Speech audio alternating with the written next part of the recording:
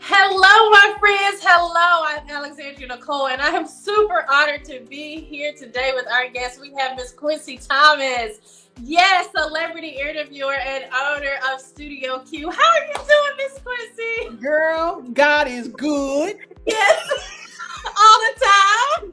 And all the time, God is good. Yes. Yes, I'm so excited to have you here with us. Thank you so much for spending your time with us. I'm honored to be here. I remember you from, I don't know if it was a year or two ago, but yeah, I remember interviewing you promote you on Studio Q back when I had my page. It's been taken, but you was there. Yeah.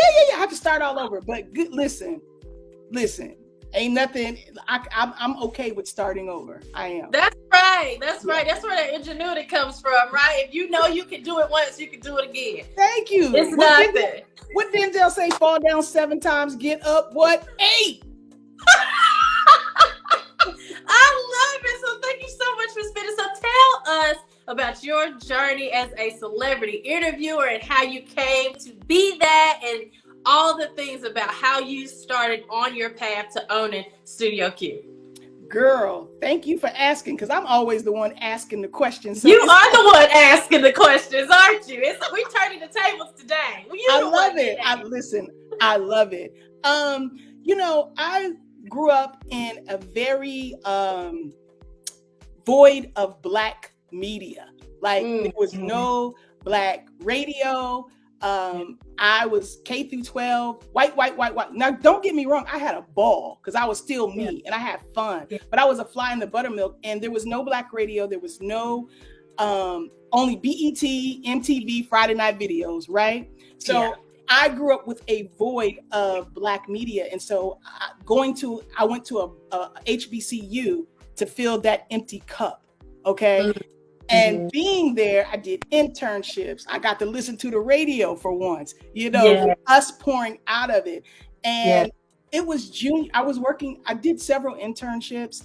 And every internship, I should have known I was an entrepreneur there, because and I had some good internships on paper, like B103 radio station, BET, Sony Music, Epic and Columbia Records. But like, I never wanted to eventually work there because I worked there. You know what I mean? But I didn't know that meant I wanted to do my own thing. I just was like, this ain't it. This ain't it. This ain't it. You know? Yeah.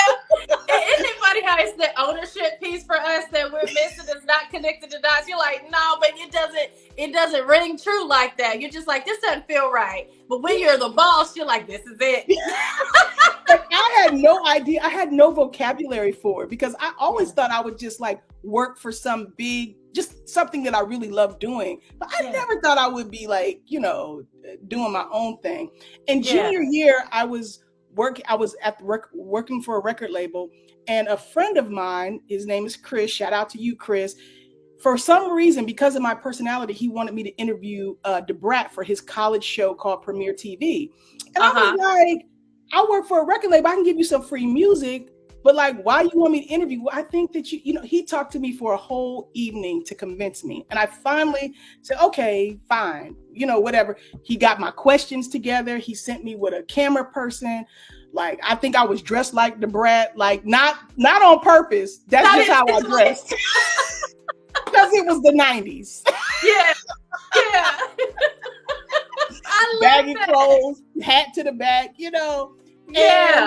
And even though the interview was horrible in the sense that the lighting was off, girl, I told the brat, I'm sitting here with my favorite. And I was like, well, not my favorite. She was like, cut.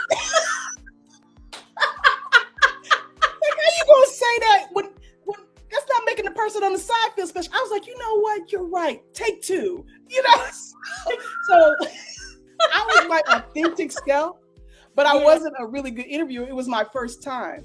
But because of my connection to her, we were able to get a second interview, which turned out really, really well. So after that experience, I was bit. Yes, you were bit by the interviewing bug. So what did you love most about it? Is it the conversing with people and seeing that people are just people regardless of the status and everybody has something to offer? What was it that drew you into the interviewing space? I think the fact that I could be myself and connect with people, and for whatever reason, God made people feel comfortable with me. And so I would always have a good conversation, and it would always include laughter. So when you can show up and your natural gifts actually serve the situation, what a blessing. And that's really what I took from that experience is I get to be myself, and that is bringing value. So that's good, because this day and age, people feel like it's brave being your authentic self. Isn't that crazy? To where just being who you are, the way that you are, is bravery, is considered bravery, because being authentic is such a rarity. And it's crazy. It's crazy. I don't know. Maybe it was always like that, but we didn't have a microscope on everybody. You know what I mean? We didn't have cameras. We didn't have social media to see how people were showing up as other people instead of themselves. So I don't know what it is, but like, I don't know how to be anybody but me. You know, and so, look, in the words of Jennifer Lewis, sometimes it works, sometimes it don't work.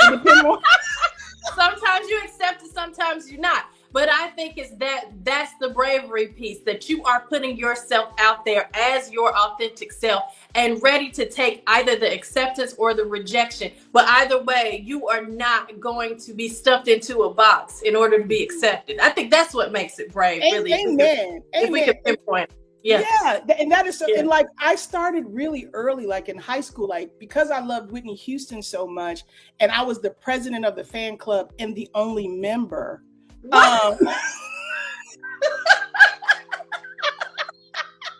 didn't make the club, you're the president and the sole member. Lord have mercy. How in the world? I know, right? But I was, and I didn't look for your approval as I was walking down the hall singing "I'm Your Baby Tonight" and I wanted to dance with somebody. I'm like, the bell has rung. Here's your 30-second concert. I walked down the aisles like I was Whitney. And then when the bell rung, I sat down and school started. But I wasn't ever looking for that kind of validation, Right. I've been cultivating being me for a long time. And that's beautiful, because I am newer to the path of being my authentic self. There was a lot of people pleasing tendencies that I had, but I think that it's empowered me to be able to relate to people that's on that same path, because I can identify what it looks like, right? Yes. I know how it looks, I know how it feels, I know how it makes you feel bound within yourself and so overly consumed with the opinions of other people that you're not just willing to be you, do you, and live in your own greatness, right? So it's that making yourself small when somebody says to you, you're too much, and you think, oh, well, if I'm too much, then let me just shrink down a little bit so I'm just enough for that person. Yes. Honey, you're going to get every piece of Alexandria now, whether you like it or not. But I love how you turned that insecurity or obstacle into a stepping stone. And it's wonderful that you lived in that space for a while, because it is so prevalent, and the last thing somebody who's still in that place wants to hear, I think it's great that I was there. Like, you know what I mean? That they relate to you, that what it feels like to people please. And you also know what it feels like when you've overcome that thing. When you overcome it, how freeing it is. So it gives me the ability to be patient with them while they're in that part of that life, because I understand how it feels. You know what I mean? Essentially, that's powerful. You enslaved your own personality. It's crazy. But so tell me now, I had no idea that you were the sole member of a Whitney Houston fan club, and then ended up becoming friends with Whitney Houston. Let's look at the manifesting power through God in that one now. Yeah. So how did that come to be? How did you align to end up interviewing Whitney and getting to know her, and her ending up deeming you like the best interviewer that she's ever experienced? How did that all start? You got to tell the people. Girl, listen, it was definitely manifestation, but I've loved Whitney since I was 12, and actually November 19th this year marks the 25th year that interview took place. And It's been 25 years ago that interview took place. Yeah. And, you know, I always wanted to meet Whitney. And what people may not be aware of is I actually met Whitney before that experience, but she didn't meet me. I met her. You know, there's a difference, because I snuck backstage. Robin Crawford, who wrote the book and who was her friend and everything. I had met Robin at a concert, my first concert ever, Whitney concert at 16, looked in the tour book, and I was like, okay, that's the dancer, that's the music director, best friend. I'm going over there. Came with a group. I said, I'll see y'all in a minute. I'm going backstage. Yes. Well, they were by the mixing booth, which was like maybe 20 feet away from us. So I came with 3 girls from the basketball team that I played with. And I said, I'll be back. Girl, I went over there, I stayed over there for about half an hour. Okay. Wow. And I asked Robin, I was like, can I meet Whitney? You know, can I meet her? And she was like, well, you know, she's not just my friend, she's my boss. And I said, okay, Robin. Well, what about some t-shirts? Can I get some t-shirts? You know, girl, she gave me some t-shirts. She gave me and all the girls, she gave us 4 t-shirts. Now, I don't really think they deserved them, but I still gave them one. Because the work was on me. Yeah, you're the one putting in the work over there. Yes. And my freshman year at Clark, this was like 2 years later, I went to a school in Atlanta, Clark Atlanta University. And Whitney was going to be there at a concert. Like, she was hosting, her and Dick Clark was hosting the passing of the Olympic flag from Barcelona to Atlanta, where the Olympics was going to take place in 96. So I convinced me and 2 other girls I just met, because I'm just fresh out of high school. It's a month there. We put on our church clothes. We got a clipboard. I said, we're going to be media. We're going to find our way backstage. Got backstage. Listen, saw Robin. I said, now, Robin, can I meet her now? And she was like, well, she right over there. I said, so are those bodyguards, ma'am. I'm going to need you to do a little bit more, Robin. We ain't got no t-shirts to give away this time. So she laughed and she went and talked to Whitney, and Whitney came over to us and was like, how y'all doing, baby? She shook all of our hand. I had nothing to say. And after that, I said, this went way too fast. Yeah. And you know, I was one of probably a million people she shook hands with that night. Right. She don't know who I am. Right. And I said, that's when I took my message to God for the manifestation. And I literally laid out what I wanted, how I wanted to go. Listen, what necklace I wanted her to wear, and she wore it. Like, I was detailed with God. I wanted to make her laugh. I did. You know, and I didn't know that was going to be on television. I just wanted an opportunity to be able to have the time to tell her how she influenced me, how she impacted me, and for her to be able to be in a space to listen. And I was watching TV, saw the MTV show Fanatic.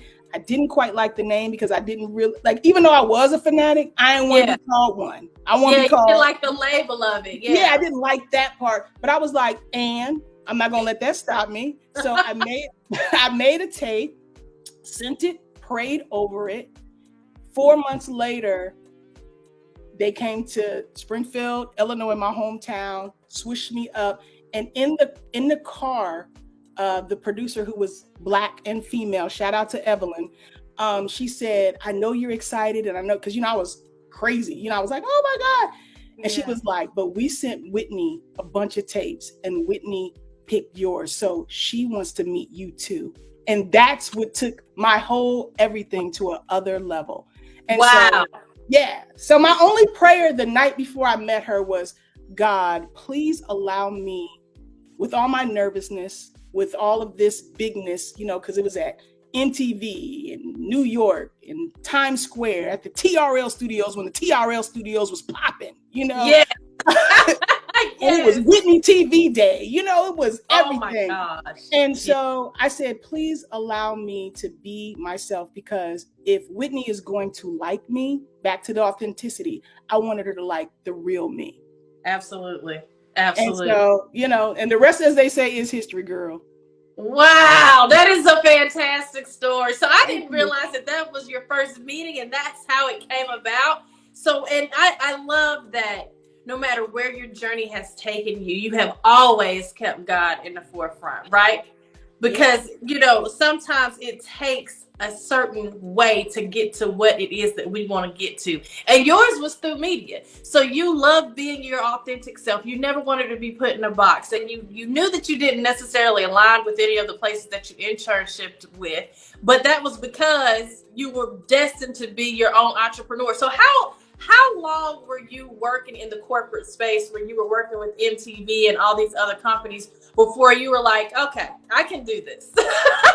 Girl, when I moved to LA in 2000, and I think it was 2004. Yeah.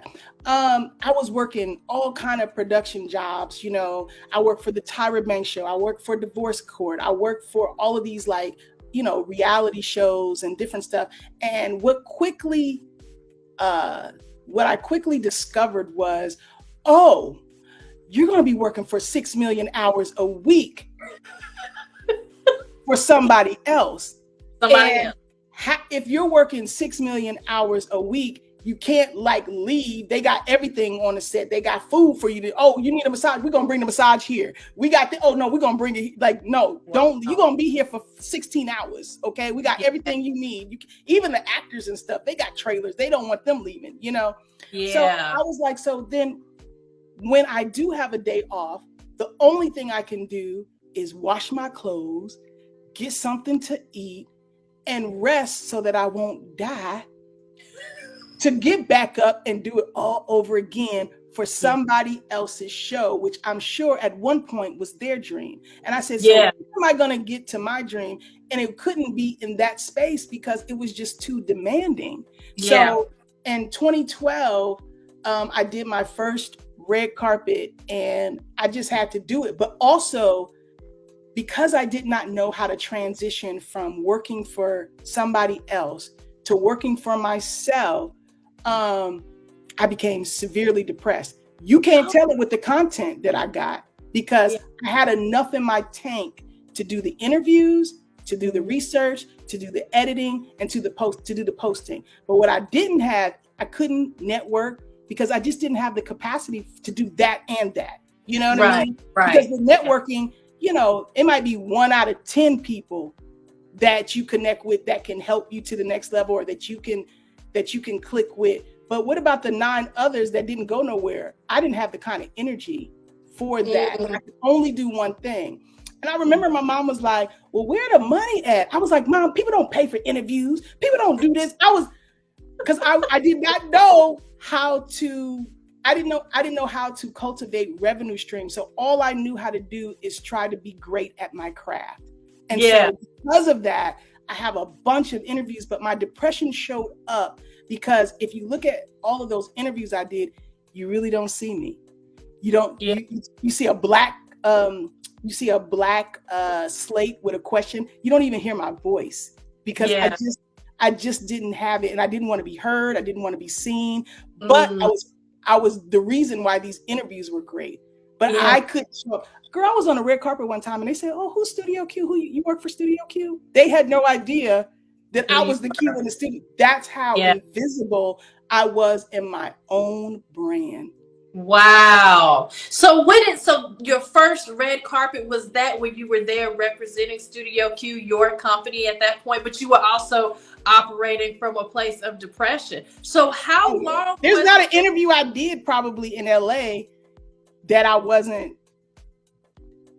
in some form of depression. It didn't, but you know, depression shows up in people differently. They could be smiling one day and commit suicide and alive themselves, you know, the next day. Not that I was to that point, thank God, but like it. And that first red carpet was Whitney's last red carpet. And she hugged me 2 days before she passed. So it was definitely a sign that I was supposed to be there, because it was like a goodbye to a beautiful story that I had with her. And I felt like it was delivered directly from God, because I wasn't even supposed to be going. But so that was my first. My first was her last. And she only stopped for me and gave me the most. Whitney gives the best hugs. Okay, Whitney. Now you have 2 favorite clips, and one of them is when you're saying, Whitney, it's me. And she like pushes people out of the crowd to hug you. Was that the moment that you were talking about? That's 2 days before she passed away. Wow, no, Quencie. Oh my goodness. It was February 9th and she passed February 11th. Wow, February 11th is my oldest daughter's birthday. That's crazy. Oh, wow. Yeah, wow. I didn't know that. So yeah, that's one of my favorite clips. And then the second one of my clips that I love of yours is it's just a montage of people being like, my God, you did your research. How do you know that? It's just like bam, bam, bam, like celebrity after celebrity after celebrity. Like, this is the best interview I've ever had. How did you even know that? Kind of looking around like, who is this woman talking to? Because you really don't see me. You notice that you don't see me. That's true, Quencie. That's true. Wow. So what did it take for you to overcome that space and for you to get out in the forefront again and really step into everything that you have to offer? And day by day, step by step, and not giving up. Baby steps, and just going, people pointing out, where are you at? Or asking me like, well, who's Studio Q? Just little bitty things that alerted to me to how invisible. I mean, at first I was cool with it, but as time went on, obviously I was getting stronger and better. And it really, I would say the pandemic, 2020, I was numb, but 2021, because the whole world, had shut down, it also gave me an opportunity to reset. Yes. Quencie, I have had so many people that I've talked to on here, off camera, that we all have this actual, like, we all feel like we have to be politically correct and honor the ones who lost their lives and their families that experienced that pain, right? Like, we have to acknowledge the downside of what COVID did. But for the most part, all of us appreciate that ability to just kind of slow down and have a moment of introspection and move away from the monotony of the day in and the day out of doing your work and going to work and operating your business. We really appreciate that time that it gave us to really look at ourselves, to reevaluate, to reprioritize all the things that it really allowed us to do, because it was imperative. I think it was imperative to the spirit of us as individuals to just sit down, look at our children, look at ourselves, look at our circumstances, look at our finances, evaluate what's important, what's not important. How am I spending my time? What do I need to do versus what have I been wasting my time with? All those things. Yes. So I appreciate you sharing that, because it is so true. That 2020 was a time for us to reset. I think, like, it's just collective consciousness as human beings. I think it's God just said, y'all just need to sit down for this. Yes. He Kendrick Lamar does. Sit down. Be humble. Yes. Y'all get somewhere and pray. Jesus. I'm telling you, it was like an etching sketch. It was like an etching sketch for me. Like, let's shake this thing up. Let's look at the past. And what do you want to do now? How do you want to go forward? And it's level. Like, it's level now. Like, you can pick and choose and decide. And so I started showing up like this. Like, this is big for me, just showing up just like this, because I wasn't even in my own interviews. Oh, Quencie. Well, I look at you, and you're just gorgeous and got the most beautiful teeth. I'm just like, everybody needs to see you all the time, because your energy, thank you. When I first met you, your energy is one of the energies that transcends virtual. Like, it just transcends technology. I can feel it. And I talked about you for days after we had our initial interview about how wonderful you were, and like literally one of the best people that I've ever met. So you deserve to be seen. You deserve for people to bask in the glory that God has spoken over you and your spirit and your soul and your business and your life. You're fantastic. Thank you so much. And words of affirmation is my love language. So I have to remember to smell the perfume. Don't drink it. Oh my goodness. You are fantastic. So with everything that you have overcome come and all of the obstacles, what advice would you give another entrepreneur that is going through the trenches, is enduring the struggles and, you know, doing the research and operating a business? They're working on the business, and, you know, they're in the business, don't have the time to work on the business, and everything you have to deal with when you are building a brand, when you are building a legacy, something that's impactful. What advice would you give for them to just have them keep going? Amen. Amen. Thank you for that question. Well, you know, one of the things that I did for my mental health was I got therapy. I think next month, well, tomorrow's next month. I've been in therapy for 2 years, and I'm very, you know, because I've interviewed a few therapists. So I'm just happy to be able to say that out loud and how helpful it's been, because, you know, you can, talk to friends and family and loved ones.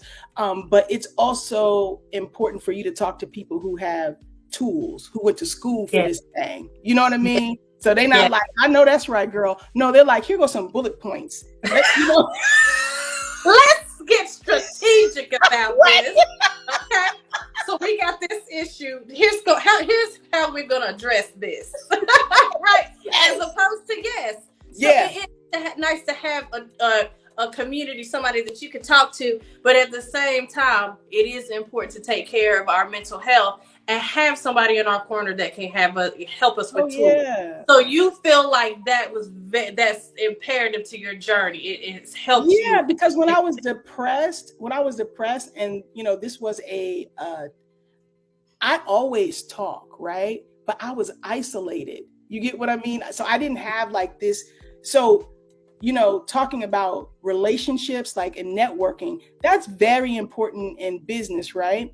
But because I was depressed, I'm sure I left a lot of things on the table because I wasn't able to use those muscles. So also, if you're in isolation, if you can't afford therapy or you can't get that, try to reach out to some like-minded people, some people that love you, to get you out of your head, that you can talk to, you know, because that's one of the things that hurt me, was not being because I'm such a talker. So to not be able to have the relationships or the people to talk about what I was going through, you know, it made it worse, I think, you know, and it prolonged it. And don't give up, and honor like those little steps. Like, you know, sometimes it's just getting out of the bed. Sometimes it's just doing that one thing, and be your own best friend. You know what I mean? The thing that you would give them, whoever them is, give it to you. Give it to you. Have your own back.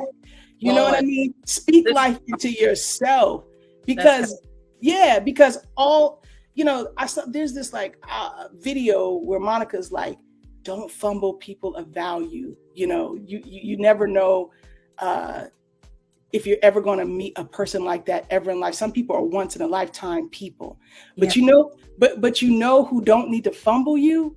You. Bump them. You can't control them. Look in the mirror and don't fumble her. Don't fumble him, you know? And so I would say therapy, do not isolate yourself. Honor the little steps. If you're not where you want to be, honor the fact that you're not where you used to be. And the last thing is continue, like execute. Don't stop. Even if it's a little step, it's further than you were yesterday, you know? Oh, that's so good. And this is wonderful confirmation.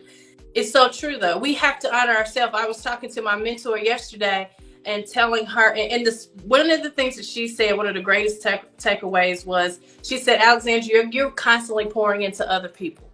You have to allow somebody to pour into you. She said, you need to build a circle of women around you so that you can have someone filling your cup, because you are so intentional about being other people's circles and being that person for them. Who's taking care of you? Mm-hmm. And now you're sitting here and saying the exact same thing about your network and how you have to take care of you and how you have to be the advocate that you are for other people to yourself. So that's a confirmation. Yeah, because until you find that circle of women who will pour into you in the ways that make you sing in the key of Whitney, you need to do that for yourself. You know what I mean? Because what if it takes a year to find that group? what you gonna do in that year? Just pour into other people while you go dry? So I would say the first cup of whatever you got to give needs to go to you. Wow. Yes. Now listen, that's a mic drop moment. That's it. Interview over. How fantastic, Quencie. Thank you so much for spending your time with me, with our audience. You are such a blessing. You are wonderful. Tell the people how they can reach you, Quencie. Girl, listen, I'm all over Beyonce's internet, Blue Ivy's internet, as at Quencie, Quencie, and at Studio QTV. I'm on TikTok, Facebook, YouTube with those two handles, Quencie and Studio QTV. Yeah. Absolutely. You guys check out Quencie, support her in every way possible. Watch some of her amazing videos, some of her interviews. She really is an amazing woman, and what the work that she does, it blesses me every time I see it. I get a nice giggle, I get filled up, I get the opportunity to bask in this woman's and I want you to do the same thing. So thank you so much, Quencie. You were such a blessing. I love you. Thank you for spending time with us. I appreciate you. Listen, I love you back, and I'm honored to be on your platform. So thank you. Thank you, darling. Bye-bye. Thank you so much. Thank you so much.